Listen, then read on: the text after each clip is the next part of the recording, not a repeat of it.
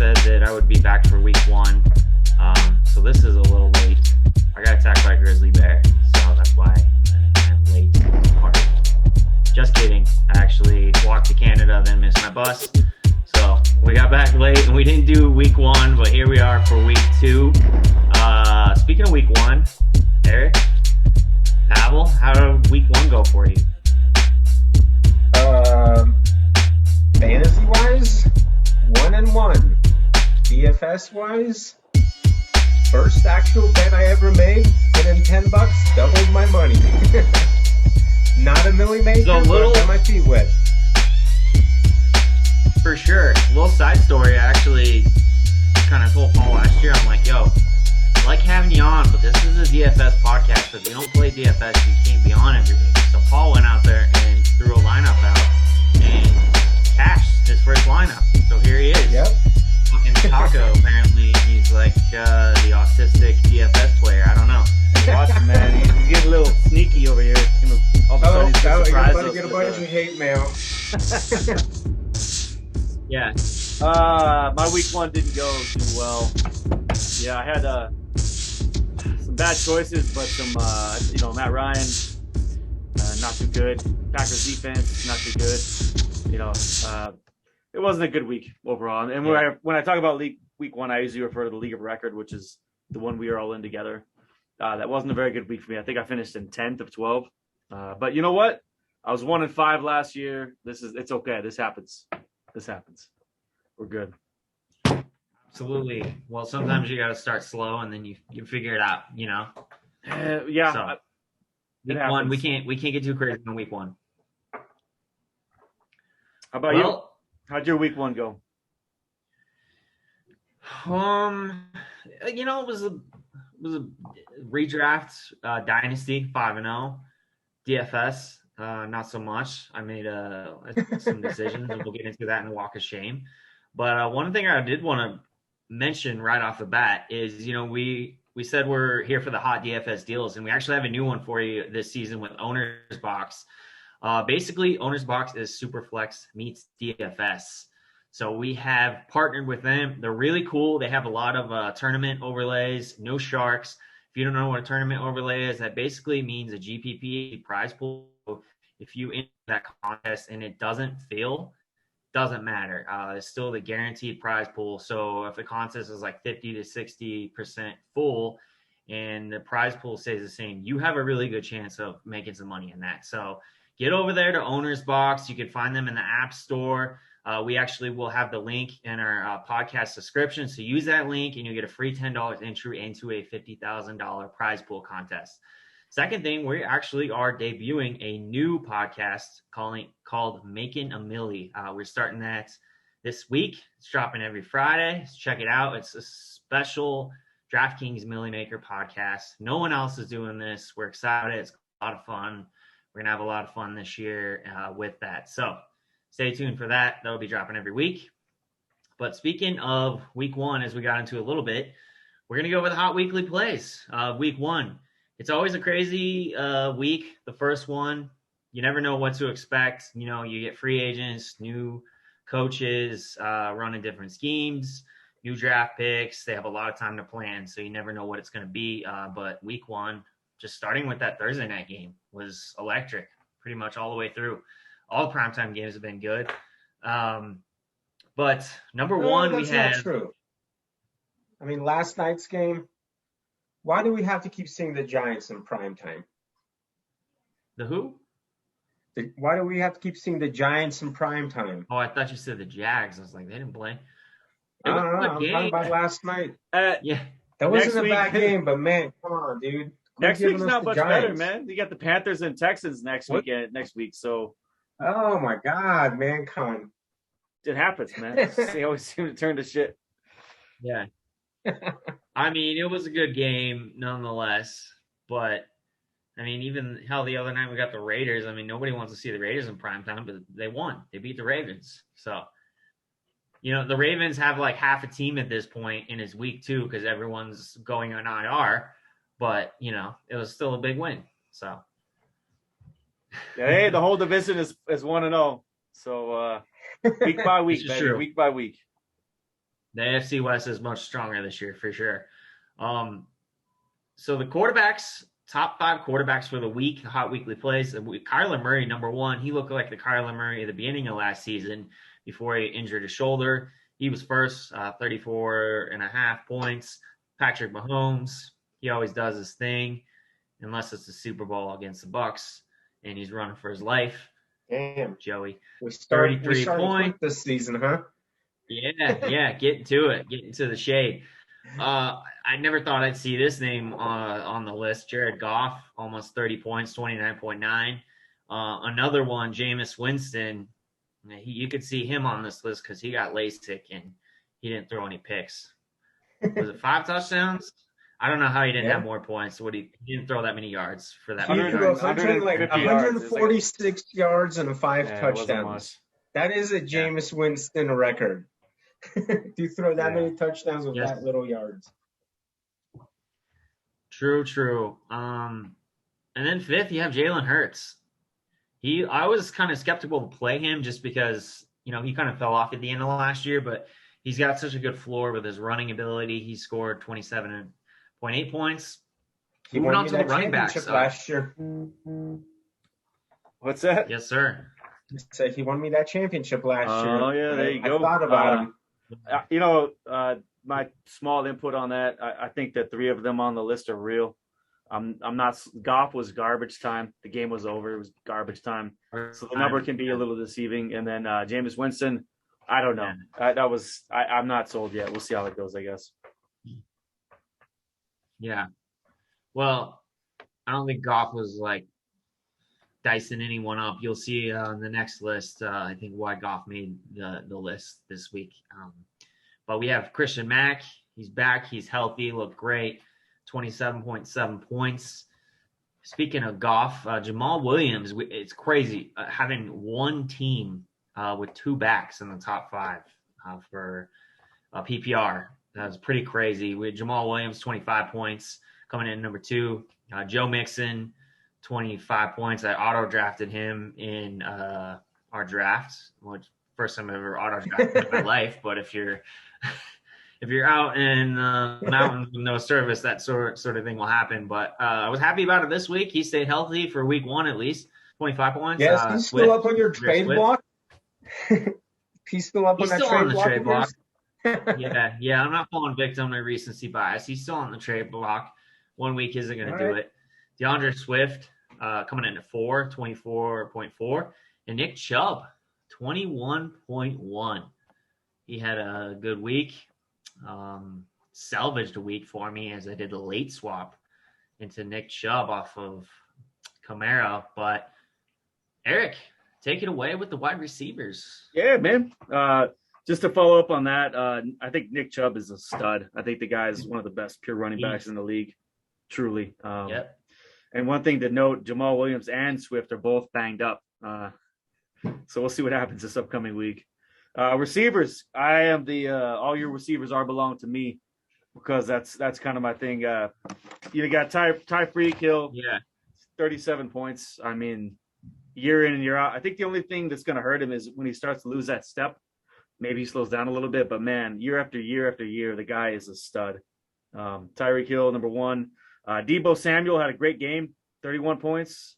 Adam Thielen, 30 points. He also, Justin Jefferson's got kind of screwed out of a touchdown on that game. Otherwise, he might be close to this list. But Corey Davis, everyone had the hype from him on college. And I was like, well, he hasn't done much in the NFL, and he had a great preseason.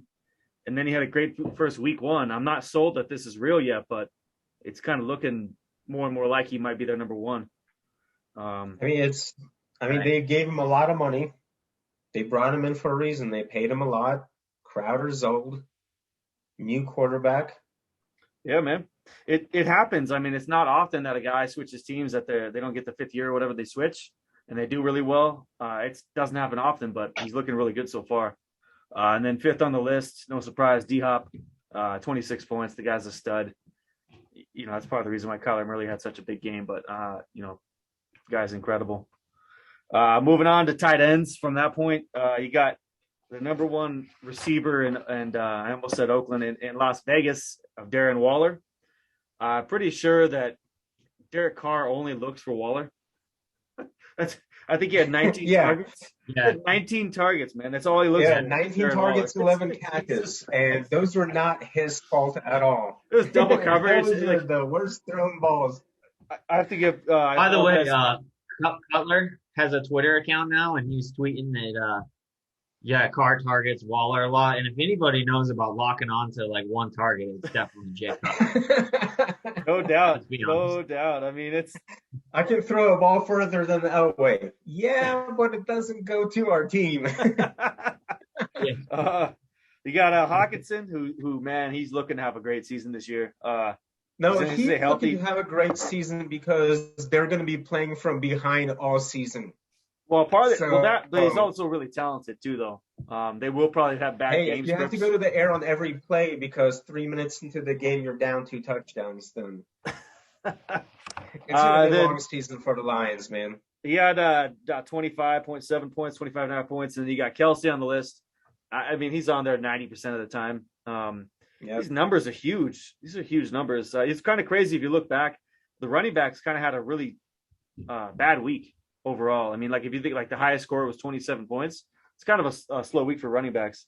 Anyway, because I'm looking at the tight end scores, they're higher than most of the running back scores. So Travis Kelce with 25.6, and then Juwan Johnson. That's the name. He's in some leagues. He could be a tight end or a receiver, depending on the format. I don't think he had many targets, but he had 2 touchdowns, which obviously plays a huge deal. And then Dallas Goedert had that nice touchdown from Jalen Hurts, 14 points. He's looking pretty good too, especially with Ertz getting banged up again. Dallas Goedert rounds it out, top 5.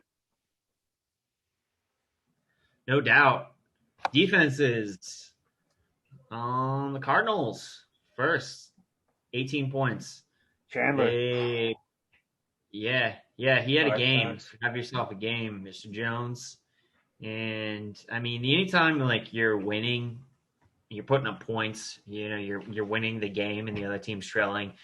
And you got pass rushers. Like, yeah, your defense has a lot of opportunities to score a lot of points. So 18 points. The Steelers, 18 points. I mean, we know the Steelers have a good defense. That's how they went 11-0 with just smoking mirrors last year. You know, they have a good defense. You don't go 11-0 without having a good defense, as they did last year. Granted, they fell apart after that, but they still have a good defense going into 2021. And the Saints, they were third, 16 points. Actually, this is one of my hot plays of the week. I kind of punted the position thinking, oh, God, it's the Saints going against Packers. Well, they had a good week against Rodgers. So, again, you know, 5 touchdowns from Winston. That'll definitely make things a little more difficult, too. On the other side of that, the 49ers, 10 points, and the Eagles, 10 points, rounding out the top 5. As far as y'all's hot weekly plays, I didn't have a ton. I did that Kyler Murray and Hopkins stack that got me about 60 points. Tyreek Hill, of course, I had some exposure to him in some tournaments and also cash games. I got 40 points from him, as I mentioned, the Saints. I'm also locked on to Marvin Jones, which, you know, 3,600 gets you 18 points. That'll do it. And then probably my best play of the week was because I started Mostert and I also had Callaway and then Elijah Moore, and I'll get into that a little later in the Walk of Shame. But because I started those guys, I ended up in a position where I had to do the late swap, and I swapped to Chubb over Kamara, over a chalky Kamara, and that ended up yielding me 23 points. So that was probably one of my better plays of the week. For the hot weekly plays, what do you guys got? Eric, you got any? Full money disclosure, I did not play any DFS this week, and I know this is a DFS pod, so it's probably hang on here. Shame. But we're gonna have a drop. you know, man, I no excuse. I didn't get it done. There's reasons I could give you, but it doesn't matter. No excuse. I failed. So I don't have a whole lot of hot plays as far as DFS goes from last week. That's all right. I'll force him tomorrow. He'll be playing lineups. I'm good to go this week, man. 100%. Last week I messed up and I didn't get it done, and that won't happen again. That's on me. Well, I'll say this. Actually, Call one though. I will say this. So I purchased the 15-hour audio course of the theory of DFS from Blender Cooper HD. He's one of the professional players, and he does a Roto Grinders podcast. One of the things that stood out to me is they're like, yo, if you don't feel like you have an edge, don't play. If there's a week you don't feel like you have an edge or you can't commit enough time to it, don't play. So, I mean, you're putting money into it. So if you're not going to commit time to it, then just don't play. It's okay not to play every week. It doesn't mean you're not committed. It means you're smart with what you're doing with your money. Well, so that's a good point.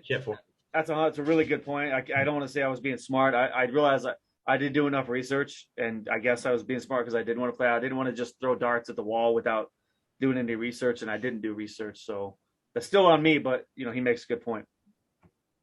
Week 1 was a crazy week, though. Week 1. Yeah. I mean, this is the only lineup I set. I'll tell you who came off for me, and I'll tell you who was cold as shit for me. James Robinson. Ouch. Not a whole lot. Terry McLaurin. Not a whole lot. Not for the amount of money they were worth. Last night he did. Yep. Now TJ Hawkinson and Joe Mixon. 5. At much lower cost. Yeah. That's all good. Well, let's get into the walk of shame then. So, Eric, I will let you start the walk of shame. What were your walk of shame plays for the week?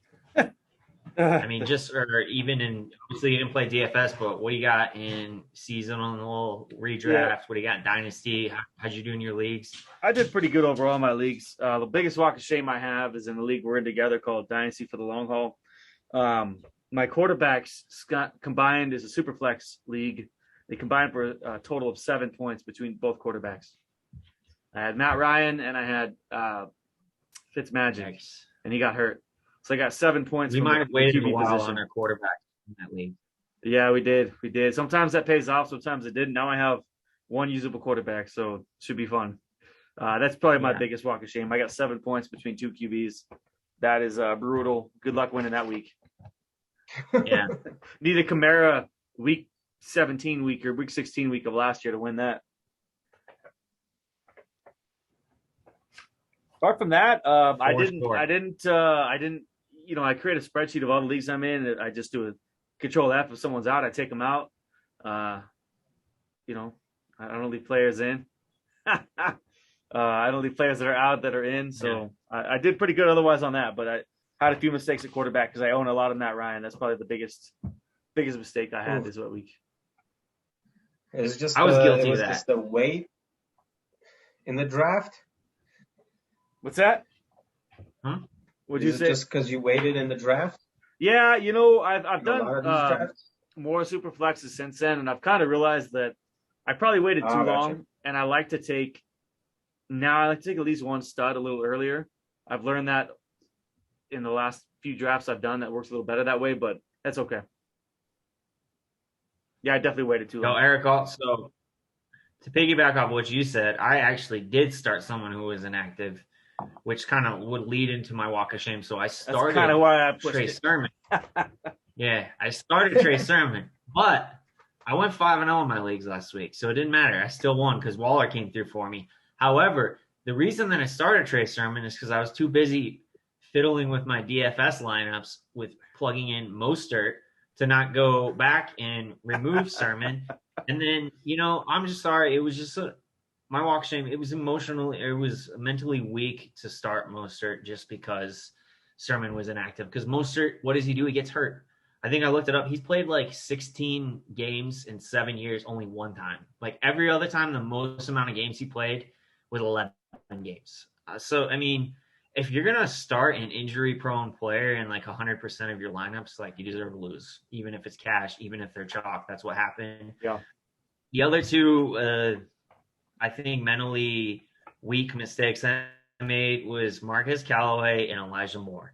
I don't care if they're cheap. I don't care if they're chalk. these guys, we decided they were chalk because they've had one good preseason game. We're basing this off of preseason. Like, really? That was stupid. So basically, what happened was between Mostert and then starting chalk like Callaway, Moore, and Kamara, what I did was I tried to late swap. So it actually would have worked out well because I late swapped off of a chalky Kamara to Chubb, and he ended up outproducing Kamara. So I got some leverage on the field there. But then Judy was my wide receiver, one of the wide receivers that I pivoted to, and then he ended up getting hurt.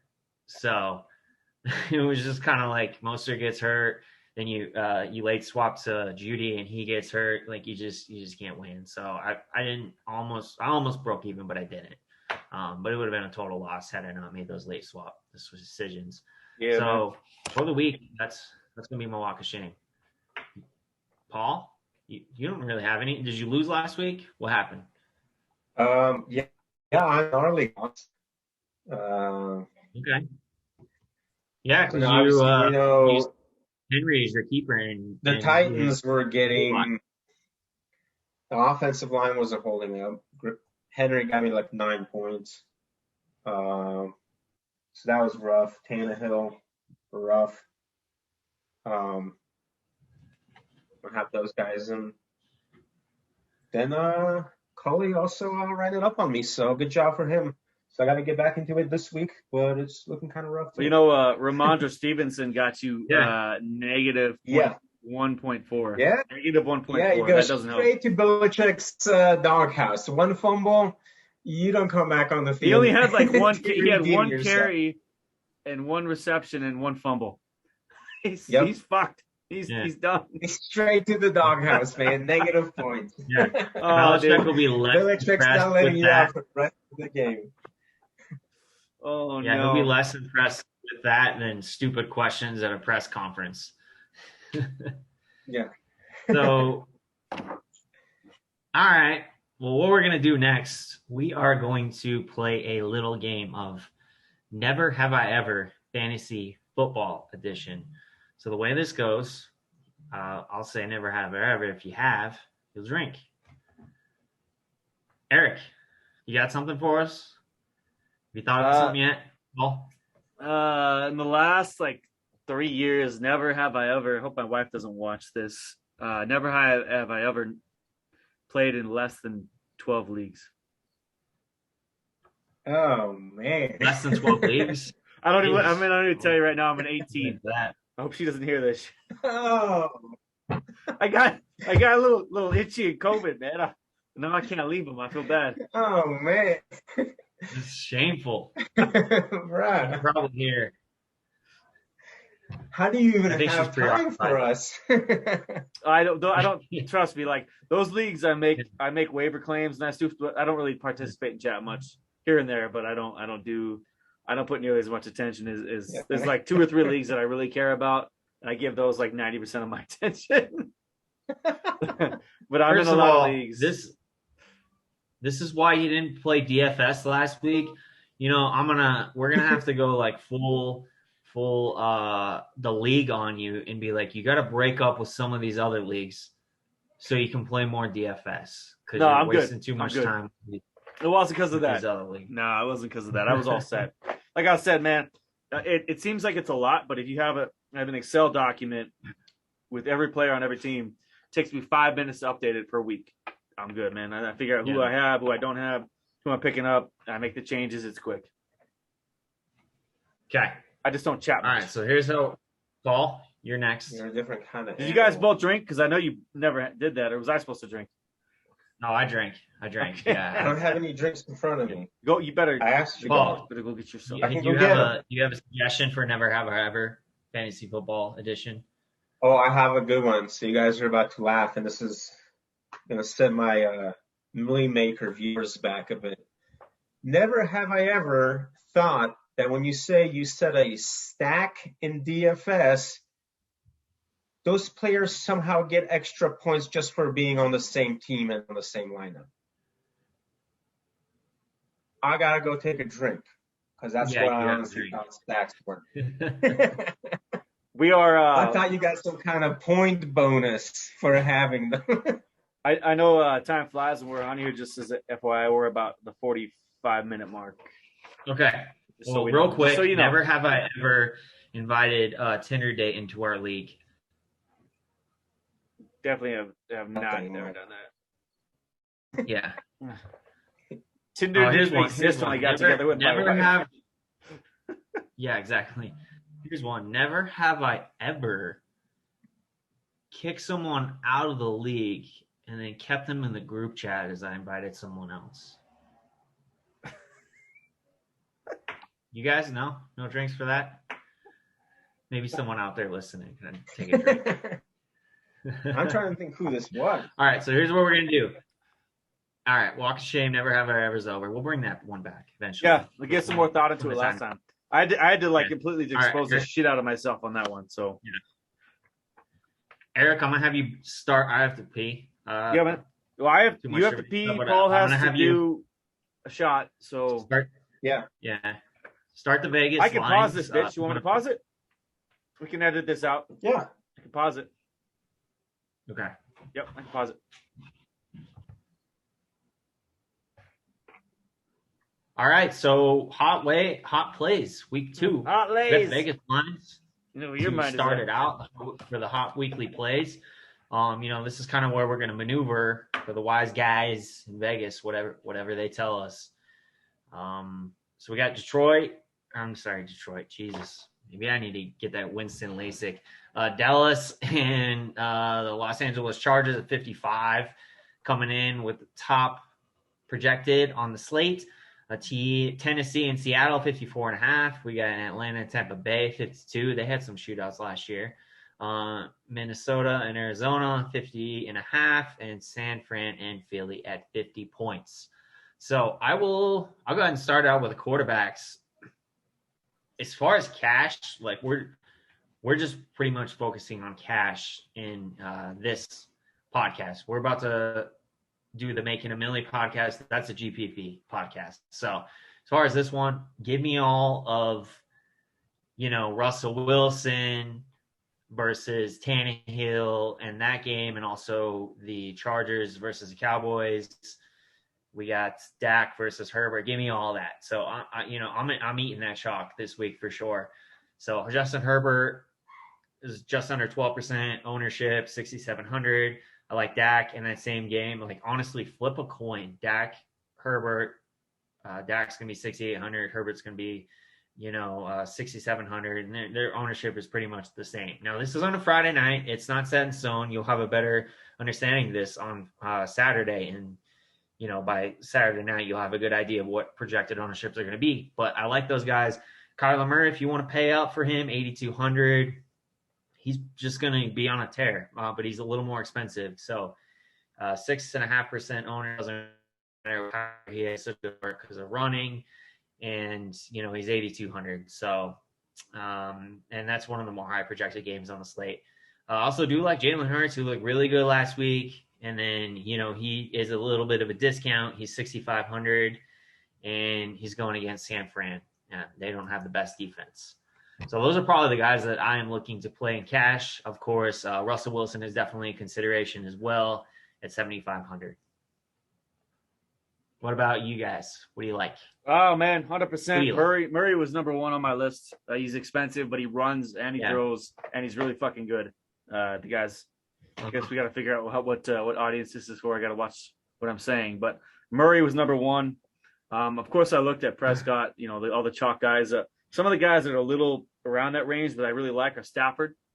I think Matt Stafford, he looked really good last week. We'll see how he goes. He's 66.4. Mayfield is only 6,000. And if you want to get a little crazy, he may be more of a GPP play, but Big Ben is like just under 6,000. He's playing the Raiders, who are traveling from last week. They're beat up, had a late game. I don't know. There's not a lot of quarterbacks. Some people think that game may shoot up. It might be, man. And also at the same time, I don't usually buy into the home road splits, but it's been very, very well documented with Roethlisberger that his home and road splits are huge, and he's playing at home after a poor showing in Buffalo versus a Raiders defense who's maybe mid-tier at best. I think Ben Roethlisberger might have Yeah. a big game. Those are the guys. So Murray, Murray, Stafford, Mayfield, Big Ben. Big Ben is kind of like one of those maybe GPP, but I like him this week a lot. Yeah. Okay. I'm going to throw a wild one out there this week. Tom Brady, Mike Evans. Okay. All right, Paul. I'm calling it now. I don't hate it. Let's go on to running backs. Yeah. It's kind of crazy because just looking at the chalkboard right now on DFS Army, this is who we use, by the way. DFS Army, they have 36 plus winners of 100K plus as far as their subscribers. So nobody does it better than them. They are who I use. They will give you target share. They will give you board, roster, project ownerships, fantasy points per dollar, and then the domination station. The thing I love about the domination station the most is DFS is a game of statistics. So when you use it, you are eliminating biases by using it.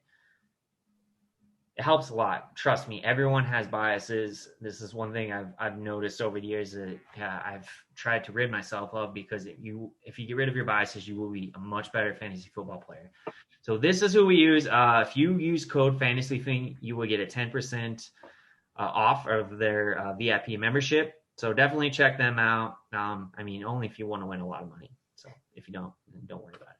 But anyways, I'm looking at the chalkboard, and I'm really shocked because most of the big names, the Camaras, the Dalvin Cooks, the Derrick Henrys, the Christian McCaffreys, they're not towards the top here of projected ownership.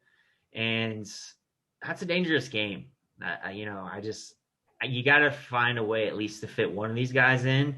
Najee Harris is coming in at 23%. I do like him. Chris Carson, he's one of the top projected guys, but I just don't know. I just have a hard time, putting that much into a guy when you have Russell Wilson, when you have DK Metcalf, when you have Lockett, when the game's projected to be a shootout. Darrell Henderson is also one of the top guys. I'm probably more likely to go with a Chubb, who is not that projected, but he's in a really good matchup. Specifically in like GPPs, he's going to be really good. I will probably, I do like the Najee Harris just because he's 6,300 and he is chalk.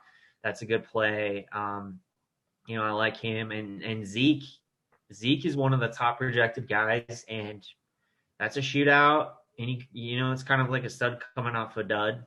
I can see him doing really well. And I also like Dalvin Cook. So, trying to find value. It's Friday. Maybe we'll find a little more value before we get to Sunday, and we'll have, some more clarity. But it'd be nice to get like a real good value, guys. So you can cram a Cook, a Kamara, or a Henry, or a Christian Mack in. Absolutely. Right now, those are the other guys that I like. Another guy I'd like to honestly throw out there, DeAndre Swift. I think Aaron Rodgers is at home. He's got a Twitter account. He logged on that thing after the game, and he was like, "Oh no!" And he just honestly said with that, it was like, "Relax." And I think Aaron Rodgers is going to be back at home. He's going to maybe want to try to run up the points, and what the Lions are going to have to do. Even with Jamal Williams, they use DeAndre Swift on something like 63% of the snaps, with Jamal Williams on 33%. So he's got a big bell cow role in that offense. Both of them are listed as questionable, but they're honestly not banged up. They've just been limited in practice, and their game is all the way out on Monday. Shit. It happens. It's okay. Well, that was worthless. That's all right, man. It's all good. Like, it happens. I was looking at today. I was looking at the Chiefs Baltimore game. For the longest time, I was like, "Oh man, I like this." I was like, "Oh shit, they're not on the main slate." It's like probably about 10 minutes worth of time I wasted. I was like, "Oh man." It happens. I really like.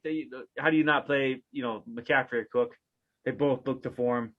Maybe Kamara, he's as good as well. I think McCaffrey and Cook are their own tier for me. Those guys are incredible. Yeah. Those guys are studs.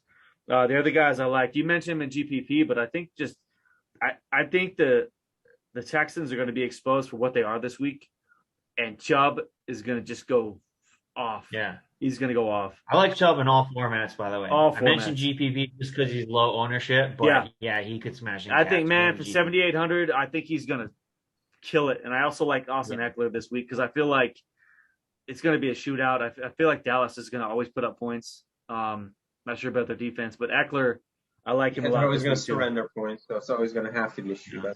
You know, Eckler didn't get any passes last week, but I feel, I don't know, they weren't that challenged by the Washington football team. Anyway, they weren't that challenged. You got it right. Only took a year. Dallas is going to challenge them. They're going to put points up, and I think they're going to need that passing game from the running back. So I think Eckler's in play too. I like him. No doubt. With that being said, man, I'll move this forward, get going on the receivers.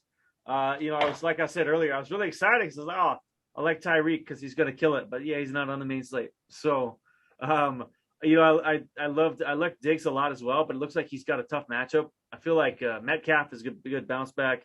I feel like Ridley could he got held down last week, man, but he's a stud. Like he can put up a lot of points. Like Metcalf, Ridley, and Godwin is pretty cheap at 66.6, and Landry's at 6.3 with Odell out again. Also, someone to think about who's really cheap, who's overlooked, I guess. I mean, based on week 1, but Jamar Chase is only 5,000.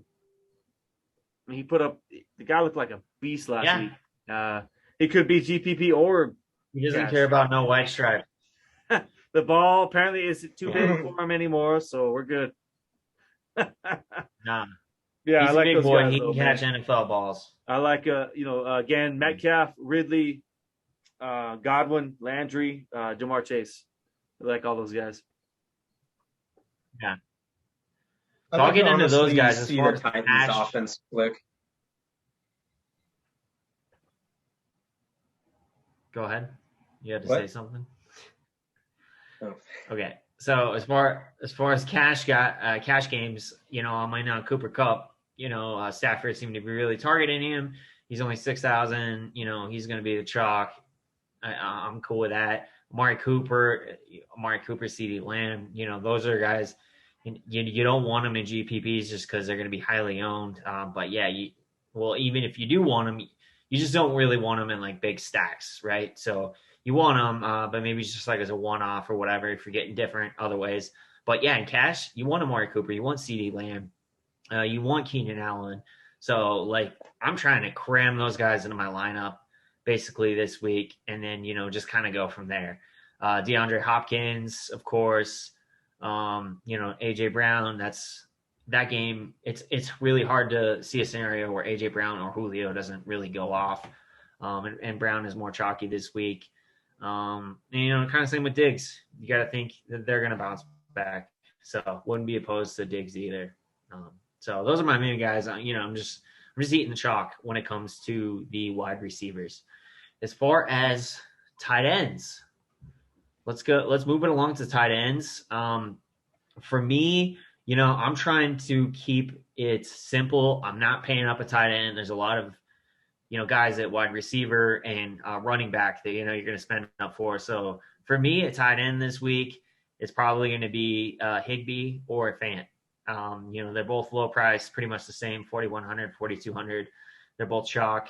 That said, if you can find a way to pay up for Waller, maybe if some more value comes along on the slate and you can pay the 7,600, he doesn't have, who's Carr going to throw to besides Waller? It's pretty much going to be Edwards. So it's going to be either Waller or Edwards. You can pay the 7,600. You can do well with Waller, but just on the lineups that I'm looking at, construction, probably going Fant or Higbee. I agree, man. Waller is the only receiver I'll pay up for. Receiver. I guess he's kind of a receiver, right? A tight end that I'll pay up for. He's 7.6. Yeah. 19 targets. Man, it's hard to ignore that. The other guys I have, I like Pitts nice bounce back. I think Tampa's going to put up points on Atlanta. They're going to play. So Pitts is pretty cheap, and then Tyler Higbee at 3 point.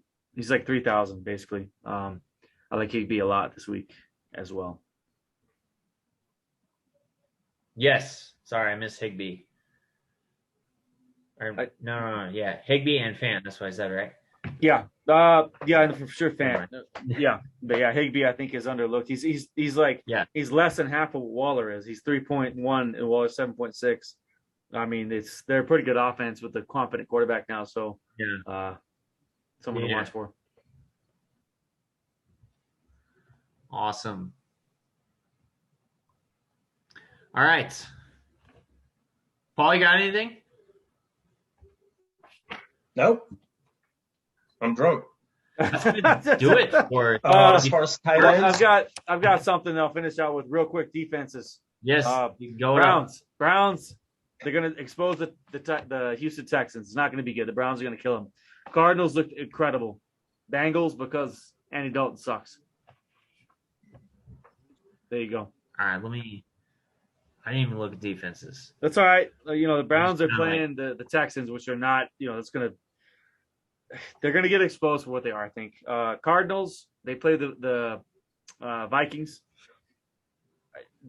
They're just really, I don't know. I think their front is really good.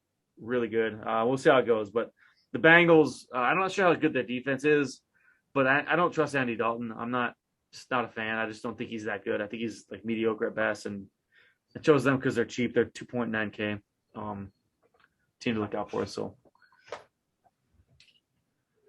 All right. So as far as projected ownership, we got the Jets. Why are they so high? The Saints, the Bears. Right.